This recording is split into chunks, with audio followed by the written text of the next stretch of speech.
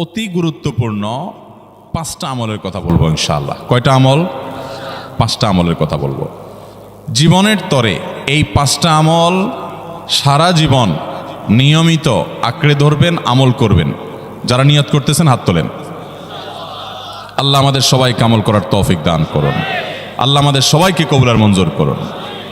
Number 1, সবচেয়ে বেশি যেটা করতে হবে পরিমাণে, জুমার দিন, জুমার রাত, বৃহস্পতিবার সন্ধ্যা থেকে নিয়ে শুক্রবার সন্ধ্যার আগ পর্যন্ত পরিমাণে সবচেয়ে বেশি করতে হবে যে আমলটা, সেটা হলো দুরূদ শরীফের আমল। কিসের আমল? ভাইরা, দুরূদ এমন একটা আমল, আপনি যদি শুধু দুরূদের এই আমলটাকে আঁকড়ে ধরেন, সবসময় আপনার মুখ দিয়ে দুরূদ বের হতে থাকে, পড়তে থাকেন, তো নবী করিম সাল্লাল্লাহু আলাইহি সাল্লামের ভাষ্য অনুযায়ী তাহলে জুমার দিনে এই বিষয়টা বিশেষভাবে খেয়াল রাখবো। জুমার দিন ফজর নামাজটা পুরুষরা কোথায় পড়বো, এবং সেটা বৃহস্পতিবার থেকে পরিকল্পনা শুরু করবো যে কালকের ফজর নামাজ যাতে কোনো অবস্থাতে আমার মিস না হয়। আমাদের আখিরাতের ব্যবসা এটা ভাই, আখিরাতের কারেন্সি সংগ্রহ করা। যত খুঁটে খুঁটে ভালো ভালো আমলগুলো করবেন, আপনার আমল নামাতে আমল সওয়াব জমা হতে থাকবে। চেষ্টা করবো তো ইনশাআল্লাহ। আমাদেরকে শয়তান অন্যদিন ফজরের নামাজ পড়ার সুযোগ হলেও শয়তান এমনভাবে আমাদেরকে ধোঁকা দেয়, শুক্রবারে ফজরটা পড়াটা সবচেয়ে বেশি কঠিন হয়ে যায়। কেন জানেন? কারণ ইবলিস তো জানে হাদিস, আপনি জানেন না, হয়তো অনেকে হয়তো আজকে শুনছেন, আমি কোনো হাদিস না জানতে পারি, ইবলিস ঠিকই জানে যে ফজর নামাজ এই দিন যদিও জামাতের সাথে ফজর পড়ে ফেলায়, তাহলে তোর আখিরাতের ব্যবসা অনেক দূর আগে যাবে। ওর সাথে তো আমাদের বাবা আদমের সাথে সেই চ্যালেঞ্জ, আদম আলাইহিস সালামকে সিজদা করতে বলা হয়েছে, সে তো করে নাই, তার সৌজন্য বা তার জন্য সিজদা নিবেদন করে নাই। আল্লাহ তাআলা সেজন্য তাকে জান্নাত থেকে বের করে দিয়েছে। তার কারণে এই ইবলিস তখনই আল্লাহর সামনে চ্যালেঞ্জ ছুড়ে দিয়েছে আদম আলাইহিস সালামের সাথে যে লা উবিয়ান্নাহুম আজমাইন, আমি আদমের সব সন্তানগুলোকে পথহারা করে ছাড়বো, ওদেরকে জান্নাতের পথে চলতে দিব না। এই জন্য আল্লাহ তাআলার কাছে সে কিছু পাওয়ার চাইয়া নিছে। এর ভিতরে একটা হলো কিয়ামত পর্যন্ত হায়াত পাবে, আরেকটা হলো আমাদের রগের সাথে সে মিশতে পারে, রক্ত প্রবাহের সাথে মিশতে পারে, শরীরের মধ্যে প্রভাব সৃষ্টি করতে পারে, আমাদেরকে দুর্বল করতে পারে, মন্দ দিকে টানতে পারে, ভালো কাজ যেন না হয় মনে মনে কুমন্ত্রণা সৃষ্টি করতে পারে। এই পাওয়ার সে নিয়ে এসেছে। এই জন্য তার সাথে আমাদের চ্যালেঞ্জ। সে হাদিস জানে যে জুমার দিন ফজর পড়লে আমাদের অনেক লাভ হয়ে যাবে। এই জন্য সে বৃহস্পতিবার রাতে, অন্য দিন যদি আপনি 10টা, 11টা বা 11:30টায় ঘুমান, 12টায় ঘুমান, জুমার দিন অর্থাৎ বৃহস্পতিবার দিবাগত রাতে আইসা ইবলিস বলে, আরে পাগল হইছস, কালকে হলো শুক্রবার, দোকানদারি নাই, ব্যবসা নাই, চাকরি নাই, মহিলাদেরকে বলে কালকে পোলাপানের স্কুল নাই, মাদ্রাসা নাই, আজকে একটু টক শো, মিষ্টি শো, নাটক, সিনেমা, ইউটিউব, ফেসবুক, ওয়াজি শোন অন্তত। শয়তান কি বলে? ঠিক আছে, তো যদি এত ফিল্ম দেখতে মনে না চায়, তো যদি মুসলমান হস, নেককার হস, তো ঠিক আছে, অমুক হুজুরের ওয়াজ শুন। এই হুজুরের ওয়াজ শোনাত লাগাই দিয়ে রাতে 1টা 2টা পর্যন্ত পার করে দিল। এরপরে ফজর নামাজ ওর জামাতের সাথে মিস শেষ। ভাইরা আমার, প্রত্যেক বৃহস্পতিবার আসলে সন্ধ্যার সময় প্রতিজ্ঞা করব, সপ্তাহের অন্য দিন যদি আমার ত্রুটি বিচ্যুতি হয়ও আমি সেটাকে কারেকশন করার চেষ্টা করব, কিন্তু শুক্রবার ফজরটা পুরুষ হিসাবে আমি জামাতের সাথে পড়বই পড়বো। তার জন্য রাতে আগে শোবো, ডাবল ট্রিপল অ্যালার্ম দিয়ে শোবো, অন্য নামাজি বন্ধুকে বলবো ফোন দিয়ে ডেকে দিবি, একে অন্যের সহযোগিতা করব, কিন্তু ফজরের নামাজ জুমার দিন ছাড়বো না ইনশাআল্লাহ। ঠিক আছে তো? কয়টা আমল হলো? 2টা। মনে রাখবেন তো ইনশাআল্লাহ।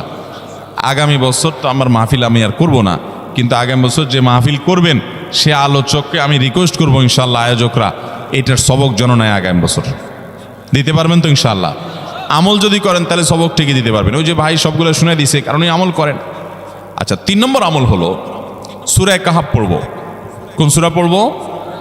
সূরা কাহাফ। যারা কোরআন পড়তে পারেন না তারা শুনবেন, আর যারা পড়তে পারেন তারা নিজে পড়বেন। সূরা কাহাফ যদি জুমার দিন কেউ পড়ে, নবী করিম সাল্লাল্লাহু আলাইহি সাল্লাম বলেছেন এই সূরাটা তার জন্য নূর হবে, নূর, আলো আল্লাহর তরফ থেকে। কিয়ামতের ময়দানে ভয়াবহ গুটগুটে অন্ধকার হবে। কিয়ামতের একটা ভয়াবহ শাস্তি হলো অন্ধকারের শাস্তি। ভাইরা আমার, অন্ধকারের শাস্তি মানে এমন ভয়াবহ অন্ধকার হবে যে দুনিয়ার অন্ধকারের সাথে কোনো তুলনাযোগ্য নয়। সেই ভয়াবহ অন্ধকারে কিছু আমল আছে যে আমলগুলো মানুষের ওই অন্ধকারের মধ্যে আলোর কাজ দিবে। এর মধ্যে একটা হলো অজুর অঙ্গগুলো যদি কেউ ভালো করে অজু করে, সুন্দর করে ডুলে যেন শুকনা না থাকে, উত্তম রূপে যদি অজু করে কেউ, পানি অপচয় না করে, পানি অল্প নেয় কিন্তু ডলে বেশি, সুন্দর করে যদি কেউ অজু করে, এই অজুর অঙ্গগুলো কিয়ামতের ময়দানে উজ্জ্বল হয়ে জ্বলজ্বল করে জ্বলতে থাকে এবং তার জন্য আলোর কাজ দেয়। সবাই যখন অন্ধকারের আযাবের মধ্যে নিমজ্জিত থাকে, হাহুতাশ করে, তখন এই ব্যক্তির এই আমলটা তার আলো ভূমিকা আসে। আর আরেকটা হলো এই সূরা কাহফ। অন্য অনেক উলামা ইকরাম বলেছেন এর ব্যাখ্যা হলো সূরা কাহফ যদি কেউ এক বৃহস্পতিবারে পড়ে, পরের বৃহস্পতিবার পর্যন্ত, এক শুক্রবারে যদি পড়ে, পরের শুক্রবার আগ পর্যন্ত পুরো সপ্তাহব্যাপী তার ভিতরে নূর, ঈমানের নূর, তাকওয়ার নূর, ইলমের নূর, আমলের নূর, ভালো মানুষ হওয়ার নূর তার ভিতরে আল্লাহ তাআলা সৃষ্টি করে দিবেন। এই জন্য জুমার দিন সূরা কাহফ পড়বো তো ইনশাআল্লাহ। আলহামদুলিল্লাহ ভাই, আপনাদেরকে যে আমলগুলো করছি এগুলো আমি, আমার পরিবার সদস্য, পরিচিত, সহকর্মী, আমি চেষ্টা করি সবাইকে স্মরণ করানোর এবং আমল করার চেষ্টা করি। আপনাদেরকেও বলছি ভাই, জুমার দিন যেহেতু, অতএব আজকে জুমার দিন উপলক্ষে বলে যাচ্ছি, জুমার দিনের এই 14-15টা আমলের মধ্যে সামারি করে আমি 5টা আমল করে দিচ্ছি, যে এগুলোর গুরুত্ব অনেক বেশি অন্য অনেকগুলো চাইতে, এগুলো বিশেষভাবে করব। তাহলে এর মধ্যে প্রথমটা চলে গেল দুরুদ বেশি বেশি করে পড়ব। দ্বিতীয়টা হলো জুমার দিনের ফজর নামাজ কোনো অবস্থাতে জামাতের সাথে পড়া মিস করব না, কারণ নবী সাল্লাল্লাহু আলাইহি সাল্লাম বলেছেন সকল নামাজের মধ্যে সবচেয়ে সেরা, উত্তম, শ্রেষ্ঠ নামাজ, অর্থাৎ ওয়াক্তিয়া নামাজের মধ্যে সবচেয়ে শ্রেষ্ঠ নামাজ হলো জুমার দিনের ফজরের নামাজ জামাতের সাথে পড়া। তাহলে মহিলারা কি করবে? মহিলারা পুরুষদেরকে উঠায় উঠায় মসজিদে পাঠিয়ে দিবে এবং সহযোগিতা করবে, তাহলে তার মাধ্যমে তারাও একই সওয়াব পেয়ে যাবে। আর 3 নম্বর আমলে বলেছিলাম সূরা কাহফ, এটা নারী পুরুষ সবাই করবে বেশি বেশি করে, ঠিক আছে তো ইনশাআল্লাহ?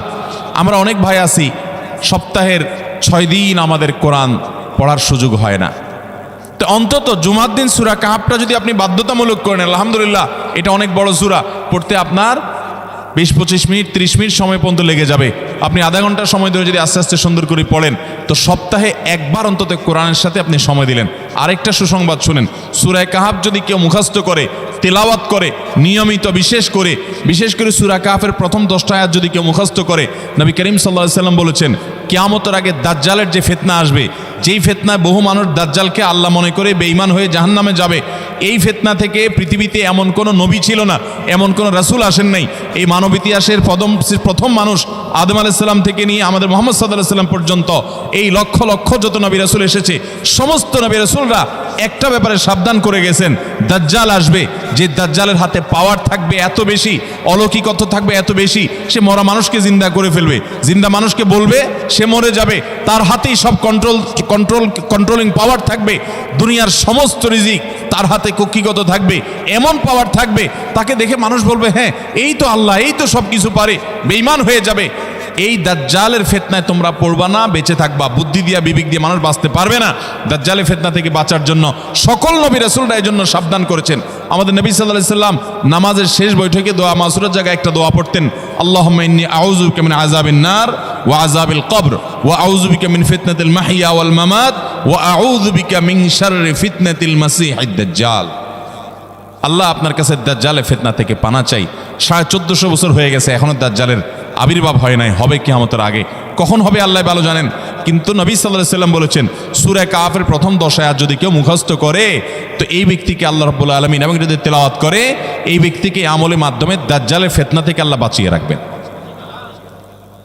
দাজ্জাল তো অনেক পরের কথা, কোথাকার কোন আল্লাহর প্রতি অবিশ্বাসী মুশরিক বা কাফের খেলোয়াড় একটু পায়ের ভিলকি দেখায়, লক্ষ লক্ষ কোটি কোটি মানুষ হুমড়ি খেয়ে তার ভক্ত হয়ে ইমানি চেতনা, আমলি চেতনা, তাকওয়া, তাহারাত সব খুঁয়ে বসে থাকে। আর সেখানে দাজ্জালের মতো এরকম মিরাকল, সব মিরাকল তার হাতে থাকবে। এরকম পরিস্থিতি যখন আসবে তখন মানুষ কি করবে? এখন এই যে তথ্য প্রযুক্তির উন্নতির এই সময়ে কত মুসলমানের সন্তান বেঈমান হয়ে যাচ্ছে, বিজ্ঞানরাই তারা আল্লাহ বানায় বসে থাকতেছে, আছে না নাই? ধারণামূলক বিষয়কে তারা চূড়ান্ত বিষয় বানিয়ে বসে আছে, বেঈমান হয়ে যাচ্ছে। এবং টাকার যে কারিশমা, টাকা দিলে সব হয়ে যায়, টাকা নাই তো কিছুই হয় না। এই জন্য বেঈমান হয়ে অনেকে বলে যে টাকাই নাকি দ্বিতীয় খোদা, নাউজুবিল্লাহ। ভাইরা আমার, দুনিয়ার এই ভেলকি কি দেখছি আমরা, কিয়ামতের আগে ভেলকি আরো অনেক দেখবে আমাদের পরবর্তী প্রজন্ম, আমাদের ছেলে মেয়েরা, নাতিপুতিরা আরো অনেক ভেলকি দেখবে।